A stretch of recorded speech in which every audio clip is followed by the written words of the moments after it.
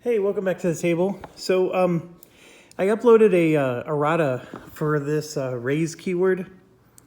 And for those of you that are watching, in real time, you may not notice that I had done that.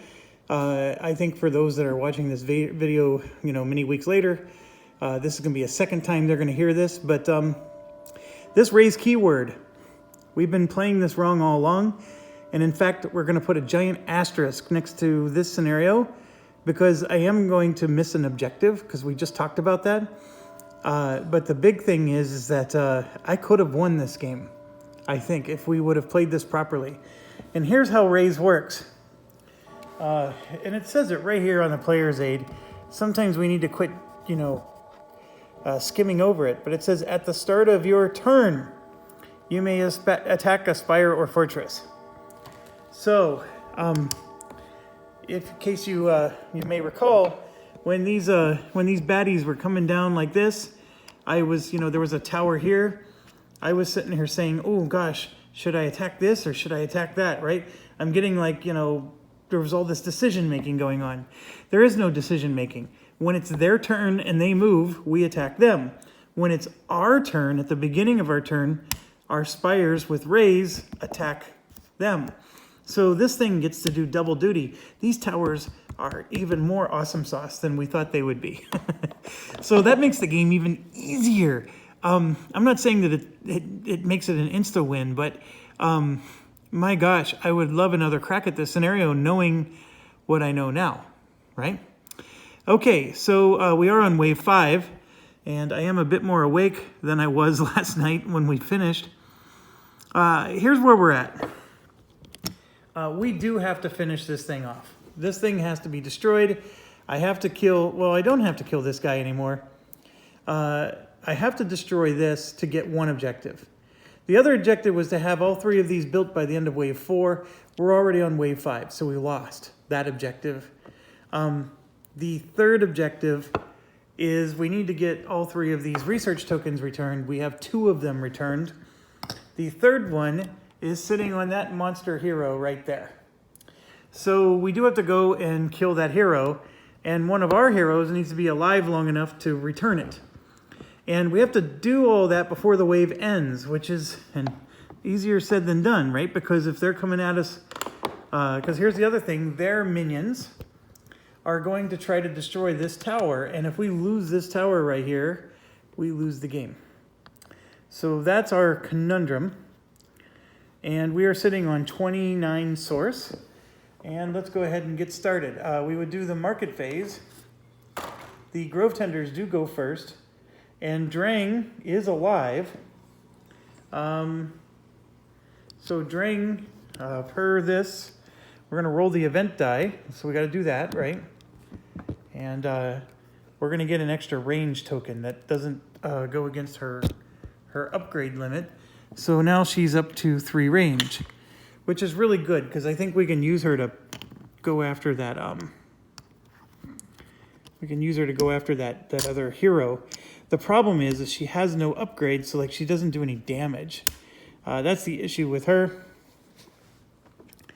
And we got to roll the event die, so let's do that. And I rolled a 1.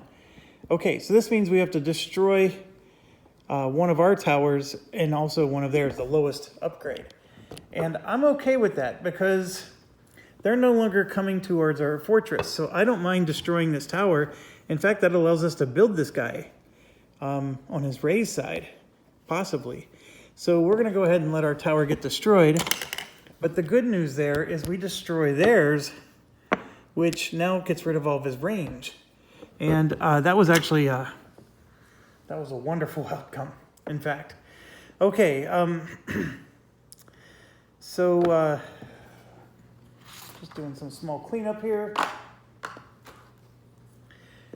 All right, what's next? We did that. We are now, I think we're in the market phase. Yes, market phase. So, the Grove Tenders are going to purchase a Merc hero first, a Merc minion second, or an Earthscape third. Well, you can see here in the market phase, the Earthscape is going to be this, and they don't actually use them. So those are out of the game. And then all we have are 3 towers here that we can purchase if we like. This degradation, is that at the end of the wave? I gotta look that up again, because that actually might be useful in the final round of the game.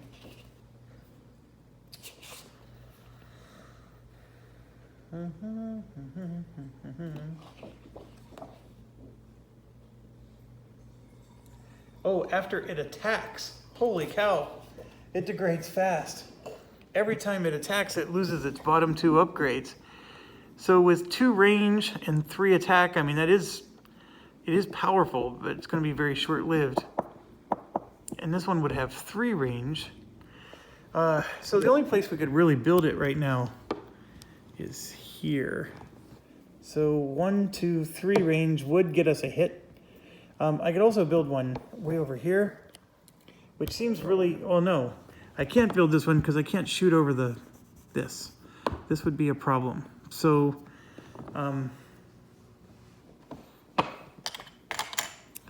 I think this would be the only option. He can go 1, 2, 3, and 1, 2, 3. These are the only 2 spots he'd be able to hit. I'm not sure if it's worth it. The degradation one is 3. Oh, he wouldn't be. It would cost me 6 source to be able to do that. Well, let's And I'm realizing I built my assembly. I don't get any extra points for upgrading my fortress. So, like normally in a player versus player game, you score points for upgrading your fortress. So if the game ends in a tie, you know, you could still win. There's no points to be had for upgrading our fortress, so I don't need to spend source on that. I just need to spend source on towers. So I think what I want to do then is I'm going to go ahead and build, so this guy, I'm going to spend 3 source for a range, and then 4 source for another range, that's 7, and then 5 source for 12 for an attack, and then 4 more source for 16 for 2 of these. So we're gonna make this thing badass. Now, can I actually do that? I can do 4 upgrades. So I get 2 automatically, and I can do 1, 2, 3, 4. All right, I did 1 illegal one. So let me get rid of that. So this is the only illegal one. And so that means 12. What did I do? 3 plus 4 is 7, plus 5 is 12, plus 2 is 14. So we spent 14. So 29 down to 19 for 10, and then 11, 12, 13, 14. I still have 15 source left. So we can do some stuff to these other towers if we want, or we can build an Uber tower here if we wanted. But you know what? I just noticed something. There's a tower spot right there. Oh man, that would be beautiful. So let's do that. We're gonna build the siege tower with rays and see if we can hit that fortress, right? The enemy fortress. The enemy fortress does get to retaliate to us, but this will cost us 6. So 15 minus 6 puts us down to 9. And we get 2 range and 1 attack. All right, so here's the beautiful part. The 2 range is enough to hit the fortress and to hit the enemy hero. So I'm gonna spend 4 more, which puts us down to 5 source. And let's get another attack.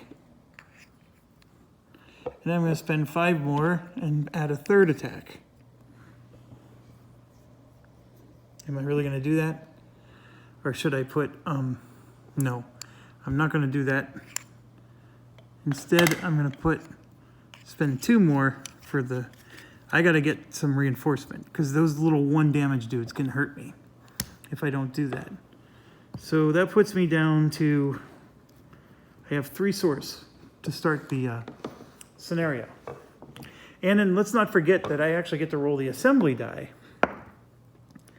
And this is a fortification upgrade. So I'm going to go ahead and put another fortification upgrade on him. so he stays super tough. Because I think he's going to take a lot of attacks from the enemy.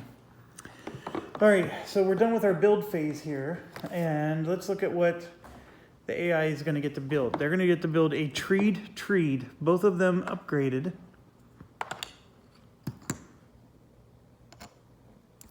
And grouped together.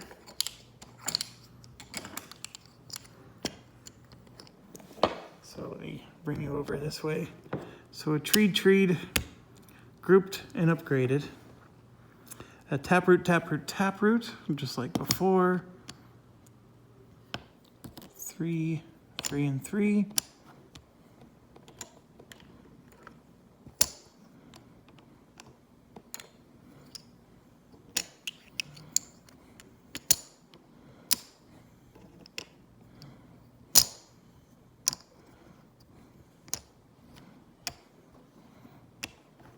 Okay, so they would go underneath him. Holy cow, that's a big stack, huh? And we're not done yet. There's another one. A grizzled oak and an ogre growth. And then the merc, which they don't have. They didn't hire a merc. So an ogre growth and a grizzled oak, which are the big bad guys. And they're upgraded. No, neither of them are upgraded. But they are together. And now here's what's crazy. So normally when you're grouping these together, you would do the lower movement point guy first. He has to be on top. But in this case, oh no, in this case that is what's happening. But if the rule book would have, or if the AI book would have said otherwise, you break the rules of the game. Because the AI is allowed to do that if the scenario calls for it. It's just that the scenario actually is doing it this way. And so this is the mega stack of units, and if they would have hired a merc, he would have been on the list too. So this is quite the army.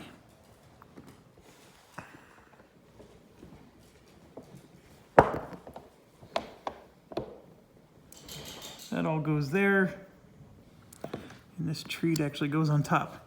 So I got to pay attention now, because now that I built this here, I got to see if he is triggered. So this is just scenario rules.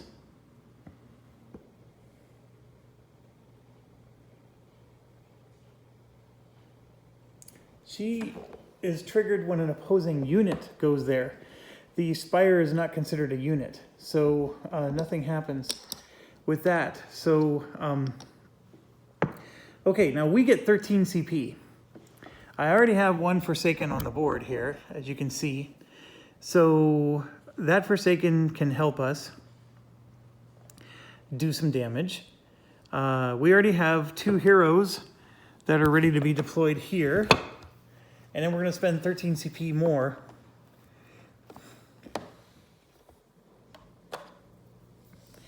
Our units now are going after their fortress.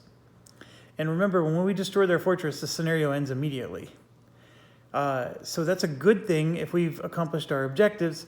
It's a bad thing if we haven't. So while I love this guy, I'm worried and nervous too.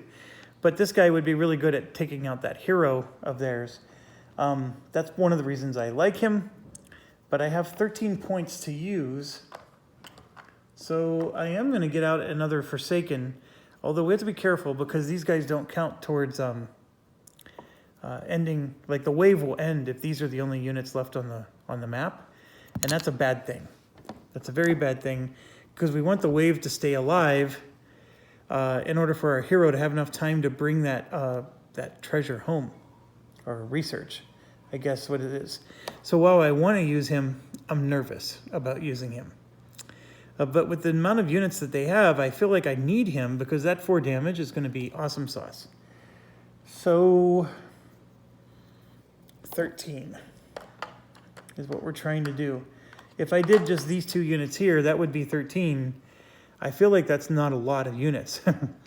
I mean, obviously, maybe I'd put him first and put this behind. So now I'm doing the 4 range behind the big mega guy who can absorb all the hits. That's not a bad idea. It just means that as soon as these 2 die, though, or as soon as this guy dies, I'm no longer keeping the wave alive. That's where I'm nervous. But it is 5 hit points and 8 hit points, which is a lot of health. I mean, the other option is I put 2 of these guys out. They're armored, and they are now upgraded, so they'd have 3 health each. They do 2 damage. You know, if I had 2 of them, that would be 8 of my points, and that would leave what? 5 points left? Yeah. So 5 points would be left, which means I'm not building either of these. And I would be probably doing some dispatch and battleborn nonsense, which those guys die pretty easy. So I'm actually leaning towards doing the big guns here. So I'm going to go ahead and do that. And I'm going to put them... I mean, I could have the transport on top, and this guy's being transported. But he's not allowed to be grouped. Never mind, never mind. So we're going to do it this way. 1, 2, 3, 4, 5, 6, 7, 8.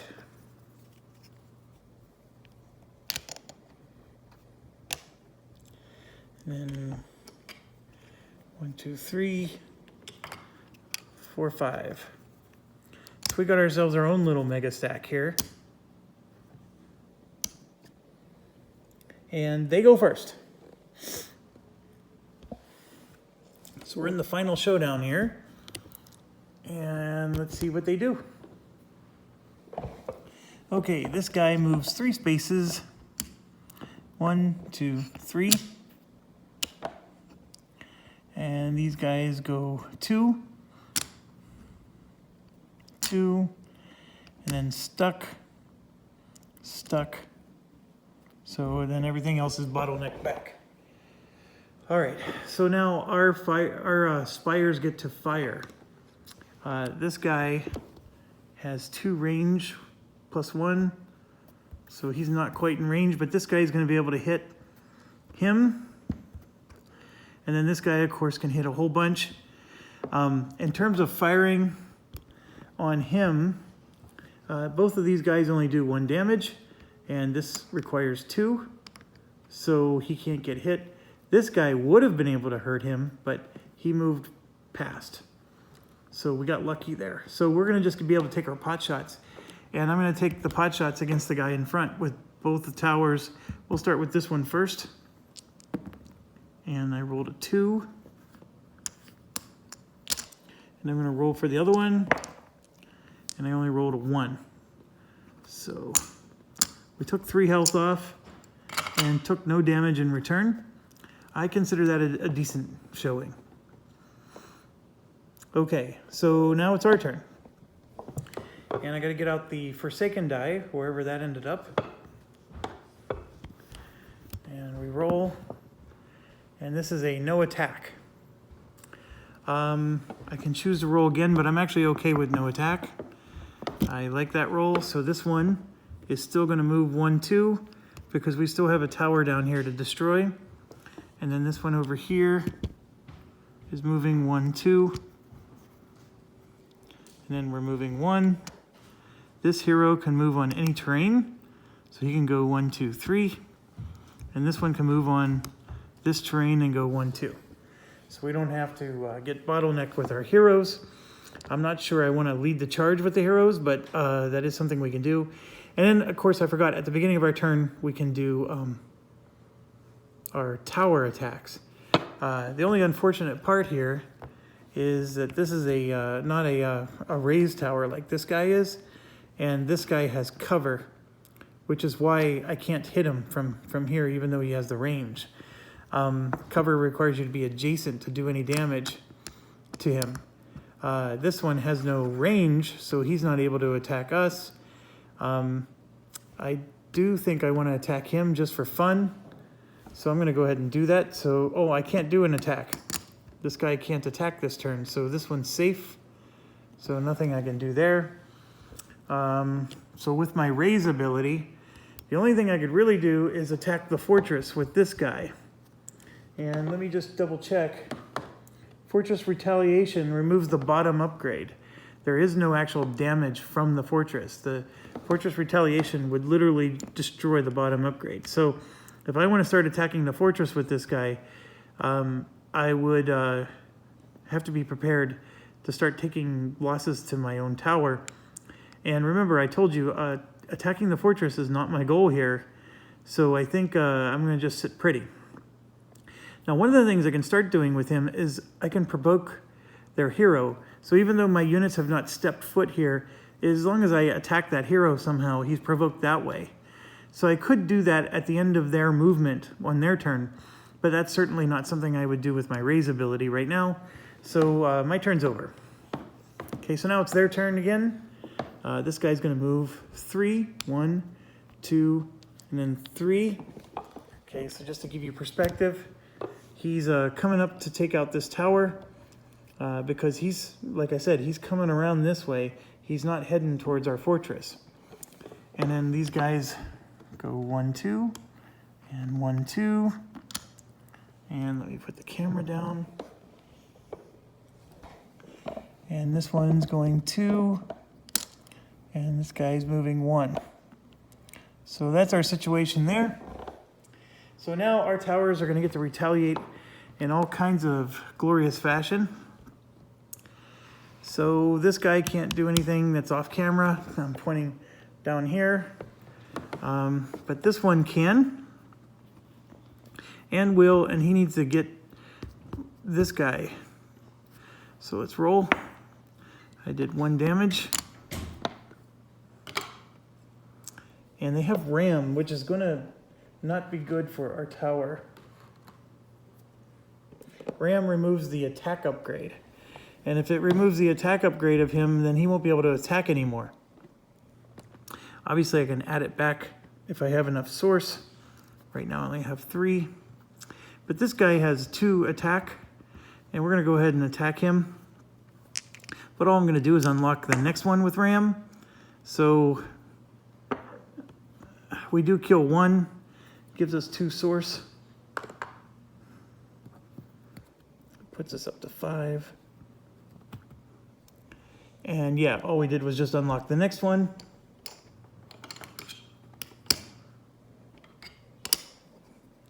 So he is probably going to destroy the attack out of this tower. And then we have this tower way down here. And I think I'm gonna go after their oak, which is in the back. And so I'm gonna roll 2 dice and do 2 damage to their oak, since it's their big guy. You know what I probably should start doing is attacking their hero. I'm going to do that instead.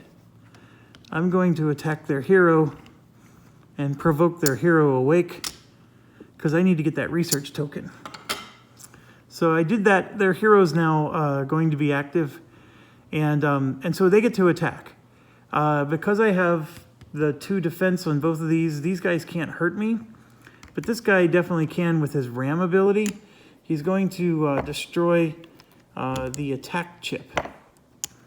So this guy can no longer attack unless I upgrade him on my turn. I do have 5 source, and it would cost 1, 2, 3, 4 source. So I am going to do that. I will pay 4 source to put that back. So that's one of my 2 build options. And I'm down to 1 source. All right, so at the beginning of my turn, I got to roll the Forsaken die again. So let's see. I rolled a blank, which is perfect. So I can move and attack. Oh, sorry. So this guy's moving in, and this tower is going to be toast. This guy can move 2, and he would move this way. And this guy is going to be hit pretty hard. And then here, this guy's going to move 1, 2, 3, like so. And our heroes are actually going to get blocked away. So I'm going to move this hero up. And then this hero can move 1, 2, 3, like that.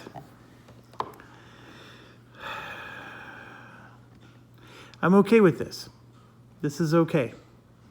So let's go back to our raise ability. Do we have anything we want to raise? The answer is no. So the spires aren't attacking anything. Do they have any spires that can attack us? The answer is yes. This one right here is going to hit us with 2 dice. And it's going to hit the Forsaken here. And he hits us for 2 damage. So this guy takes 2 damage. All right. Now, he has the Assault keyword, which we've had since the beginning of time, and we've never used. When attacking a spire, the bottom upgrade gets removed before applying damage. So he destroys the bottom upgrade no matter what, and then he puts 4 damage on, which destroys the other. So we just accomplished our first objective. Yay! It took us until wave 5, but we did it. And I still think that with the new raise rules, we might have been able to do that a little bit easier. But we did it, folks. So that was 1 source for us. We're now up to 2. And what this does now is our mark just changed. We're no longer going towards here with our units. Our units are turning around and going towards their fortress now, which is both good and bad. I mean, the good of it is it means that we're going to take out their units. The bad is that we still have to kill their hero and get our hero to return back home. So now we got this nonsense, and this guy is a problem. I'm going to attack it with my range here. He has 2 range. He does 1 damage. Oh, no. I'm going to attack with my assault here. We're going to do 4 damage. 1, 2, 3, 4. And kill this guy. I'm sorry. Do 4 damage. Now it does retaliate and do 2 to our assault. So that hurts our Forsaken. But what it allows me to do is now Drang is going to attack him and kill him. So we get the 2 source, which is one thing. But the more important thing is we level up. That's why I did that. So Drang now, we're going to give another attack. Or no. Drang has... We leveled up with this. Remember, that was an extra health point. And it only has 1 pip. So Drang actually promoted and now has Spire Shot. Spire Shot is when she can now stand on top of our towers and get 1 extra range to her attack. But unfortunately, she loses her upgrade.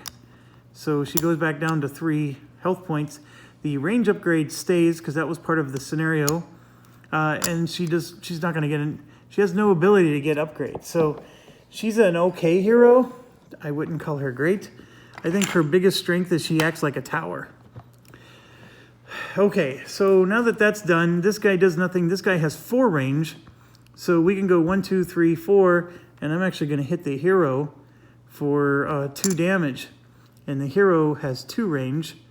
And you can see here, plus 2 attack. But the extra range I have here was able to... we want to whittle that hero down. So that's the end of our turn. Now it's their turn.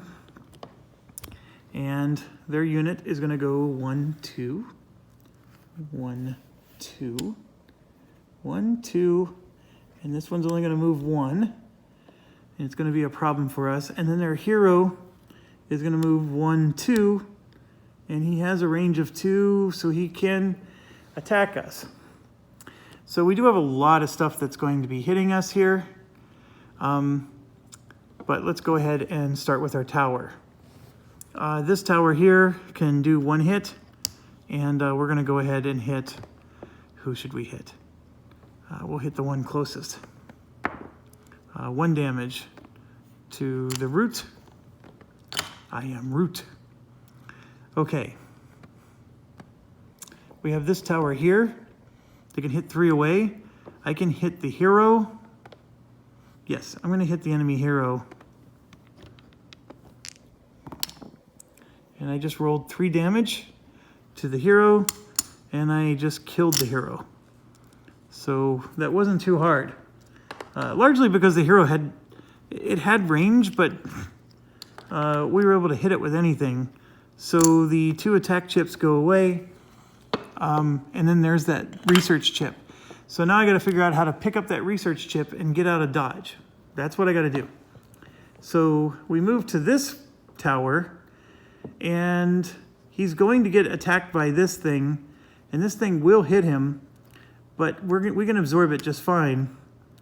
So I think what I'm going to do instead is I'm going to hit this, because I don't want to lose my siege engine. So I'm going to do this one with 2 dice. Am I? No, I'm going to attack this thing with 2 dice. Oh my gosh, I should have done the other one. So I did 3 damage to the oak. All right, so now we got these 3. They're all going to attack with the 2 range, and they're going to hit something. And they want to attack heroes. So I'm going to have to divide and up and conquer. So Drang, I'm going to go ahead and let Drang take 2 of the hits from these 2. And then this one has to attack him. And then Drang does get to fire back. And it will fire back at this one. And again at this one. Which is interesting because what's going to happen now is this one is going to summon. And what do they summon? They summon a Warbriar. So they're back to that thing. So this Warbriar is coming. That flips over. We grab 3.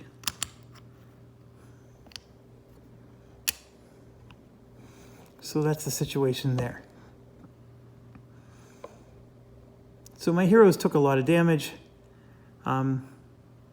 My transport is okay. I need my heroes to at least survive enough to pick up that research. Okay, so it's our turn now. And first thing I gotta do is let's roll this. And I rolled a perfect blank, so that's good. So this guy is gonna go 1, 2, up, and then nobody else can move. That's the unfortunate part. It would have been nice if our heroes could move.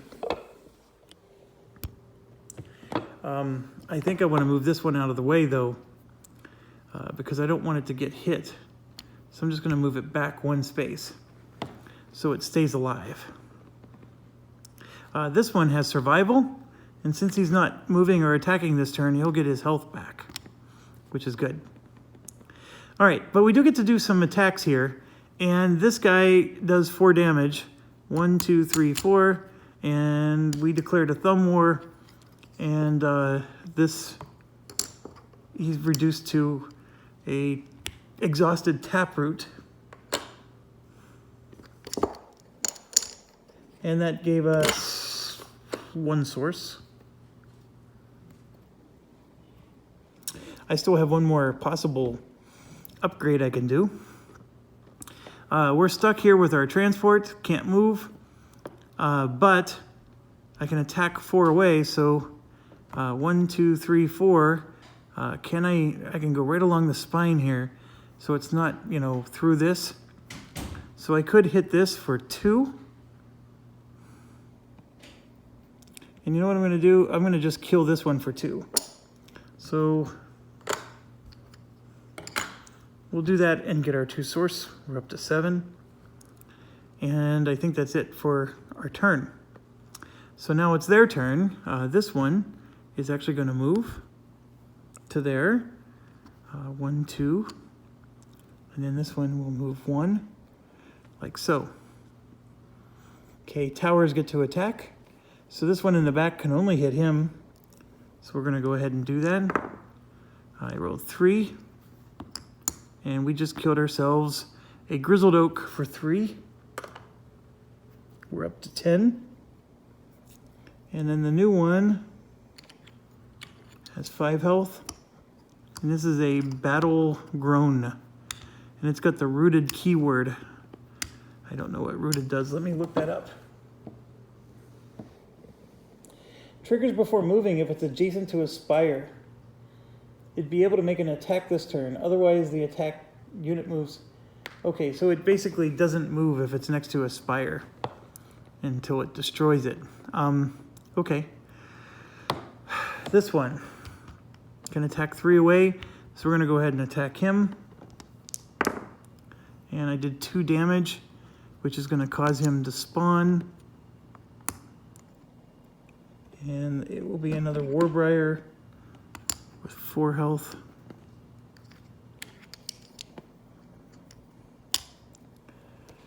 And then this one, I'm going to see if I can kill him. And I don't. So nothing happens there. And now they get to attack. This guy is local. Is he going to attack a minion or a spire first? Let me look that up.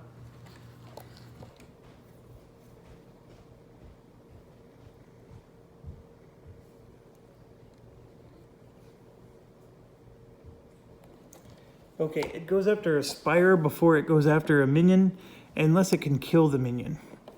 So it's only going to do 2 damage, so it will destroy that from our tower. And this one here will do 1 damage, which will cripple our range. I guess we could have chosen to do that the other way around. Yeah, that would have been smarter to do, because you can pick the attack order. So we would have had this guy, well, it would have been if it can damage. So what it would have done instead is it would have attacked him if it didn't attack this. So I'm going to go ahead and remove this. And our oak grove over here can't hit anything. So now it's our turn. Let's roll. I got another blank, which is good. I need to move. So this one's going to move 1, 2, like so. This one's going to move 1, 2, and once again, we're going to be in the way of everything. Because remember, I can't move my hero in between units.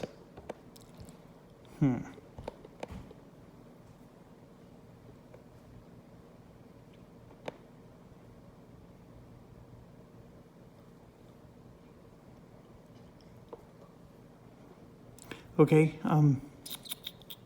sorry, just thinking. I don't think there's any other way I could have done this. Actually, well, no, there isn't, because my hero was blocked. He can't move through unless these guys get out of the way. And once they get out of the way, they end up blocking me again. The best I can do is just move 1 closer, which puts me in range of getting attacked from him. And I'm not sure I want that for me, but it's something. And then this guy can't move. He can move on mountains, so I'll go ahead and move him there. He's got a range of 3, actually 4 right now. And leveling her up doesn't do anything for me. Okay, so we did our stuff. I rolled a blank. So that means, okay, they don't have any towers attacking me. So our Forsaken here is going to wreck the crap out of this guy. And we're now up to 10 source. This Forsaken is going to do 1, 2, 3, 4 damage. And the Warbriar is gone. It puts us up to 12 source. And this Taproot is only going to have 1 health. And so this hero is going to kill the Taproot for 1 damage.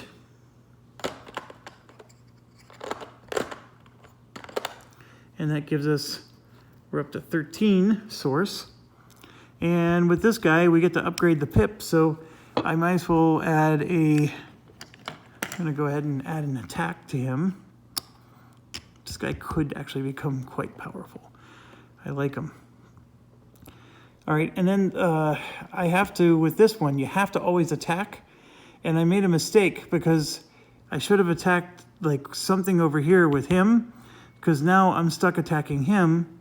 And so I do my 2 damage to him, which is great, but now he gets to retaliate for 2. So I take 2 as well. And remember, if all the minions die, the round ends. And the 2 remaining minions in this game are right next to each other, attacking each other. So I'm not going to get this objective.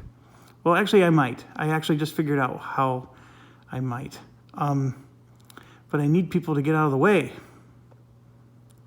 So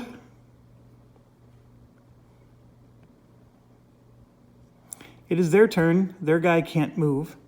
So now our towers get to attack. So I'm going to go ahead and attack, and I do 2 damage. And then I'm going to attack with this guy. Oops, 1, 2, 3.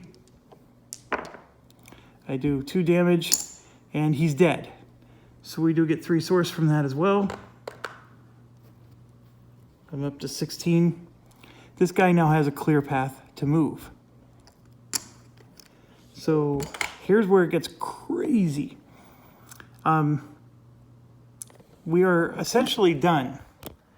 So what we got to do now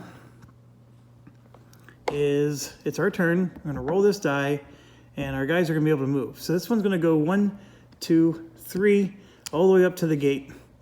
This one's going to go 1, 2, and this one goes 1, 2, and start to get in our way. We're going to go up here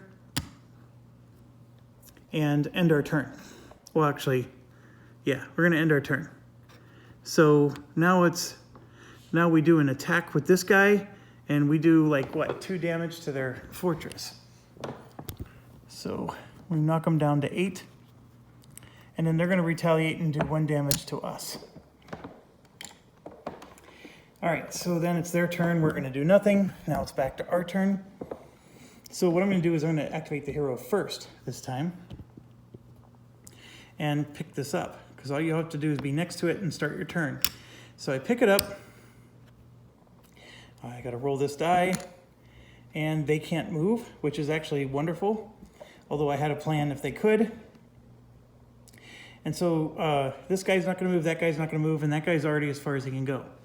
So now we do the exploration phase, and he's going to explore this thing, this weird thing that keeps staying there, and he's going to teleport back home, and we just got ourselves another objective, baby. That's how we pulled it off. It doesn't even matter how the rest of the scenario plays out. We could actually wreck that fortress, and I'll show you how. So at the start of my turn, I would have rolled 2 dice and done 2 more damage, and then he would have destroyed this, and then this would have done 2 more damage, and he's down to 4. Then the next turn, I would have done 3, he's down to 1. That would have been destroyed, and then this one would have finished him off. Dead fortress. So we got 2 of the 3 objectives. We rock and roll, sweet baby. All right, I still think I could have gotten the 3rd one. But so for mission 2, I came in with 0. I earned 2. So then it becomes, you know, what am I going to buy with it? And I could buy with 2 points. There's only 2 things. At the start of wave 1, I can draw a relic card. Or at the start of your turn, with any phase of this scenario, I can gain 3 source. And that costs 1. So I'm going to go ahead and just spend 1. And I forgot to write down what it's called. It's reprioritize.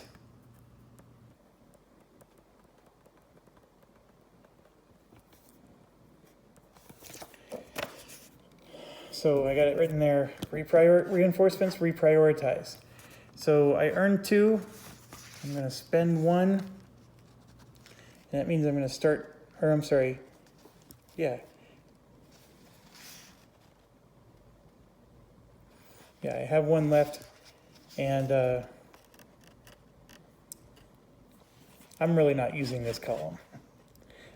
So I have 1 left. And then I have both of these I can spend in the same mission or otherwise. So that ends scenario 2. And just to move forward, scenario 3 is called escalation. And it looks like we're up against the war groves again. I'm sorry, the grove tenders. And you can see here that we're going to set up all this map, and then certain pieces of the map are actually going to get removed based on what we roll. And then, of course, as always, they're going to have nasty spires, and then we'll have to check out our objectives and what we're supposed to do But it looks like we're going to have to defeat their gate, one of their heroes, and at the end of wave 5 have 3 siege tower spires with enough range to attack their gate. Well, you know, I sort of like doing that. But yeah, that's going to be our objective. Obviously, we're going to have to look at our rules. Siege towers may exceed upgrade restrictions. You cannot target your opponent's fortress gate with talent raise until the end of wave 5. Until the end of wave 5, at which point each siege tower will use raise to attack the Grove Tender fortress gate once. Scenario ends immediately if the Grove Tender fortress gate is defeated.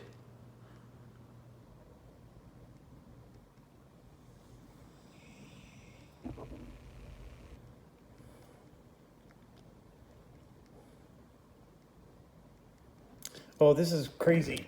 So you have to defeat the fortress gate using a siege tower at the end of 5. So I need to have at least 3 siege towers that can hit them on 5. I'm not allowed to use raise until the end of wave 5. And so if I destroy the fortress prior to wave 5, I lose. Well, I don't lose, but the scenario ends and I don't get these objectives. So that's crazy sauce. So I have to get in, but not fully get in. So that's interesting. And then their mark is the closest minion of ours. And when they're upgraded, it's the closest spire of ours. So whatever this hero is of theirs, they go after our minions, and then once they get promoted, they go after our spires. And of course, they got some nice triggers. We have an event die. We may not purchase from the market. Add an attack upgrade to the bottom of a Grove Tender. Convert a Ronin Spire of our choice into a Shrubbery Spire. Oh, that's awful. That's awful. Oh my gosh, that's so awful. And yeah, we get 5 waves, which is juicy.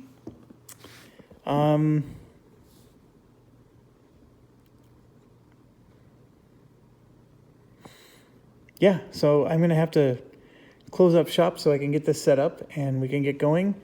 It was a busy night. I don't know if I have enough time to do more this evening, but I think we're doing okay. I really do. Now, take note of the amount of renown we get this scenario, as that affects the objective in scenario 4. And I don't know how, though.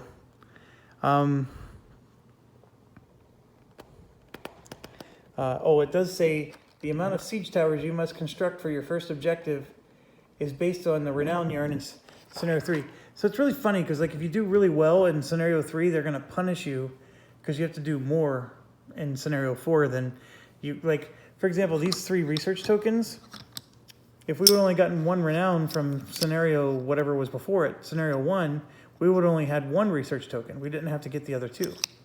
So it's interesting how it gets harder based on whatever it is that you did before. Usually when you do really well in the scenario before, it rewards you, right? And so you sort of get into this trap where if you don't do very well on the first scenario, it's only going to get to a point by scenario 3 or 4 where it's impossible, right?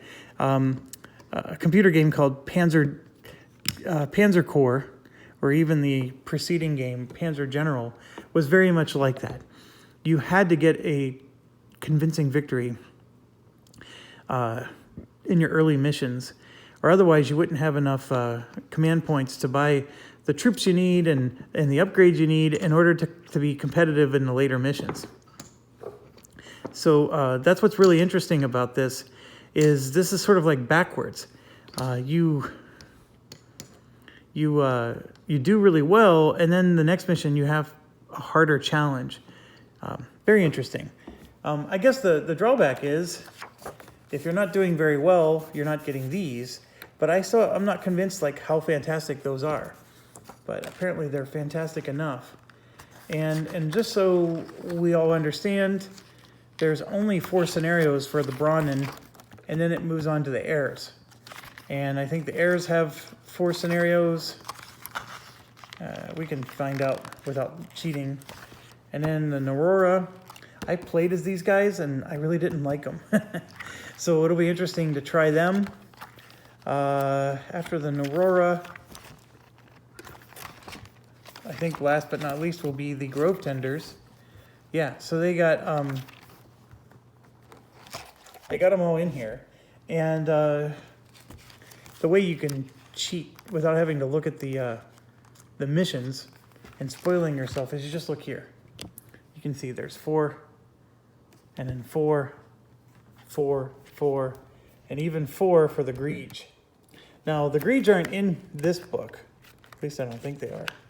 Oh, and then there's this endless mode, which that's just wave after wave after wave coming at you. I